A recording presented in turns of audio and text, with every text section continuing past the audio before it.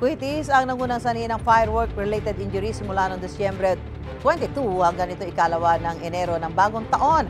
Ayon sa Department of Health, siyam na po ang naitalang naputukan ng kuitis.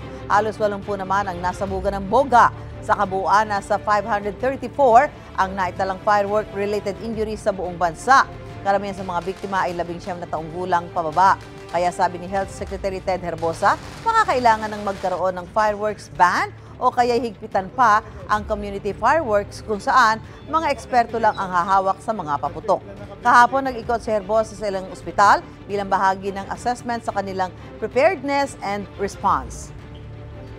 Gusto mo bang mauna sa mga balita? Mag-subscribe na sa GMA Integrated News sa YouTube at tumutok sa unang balita.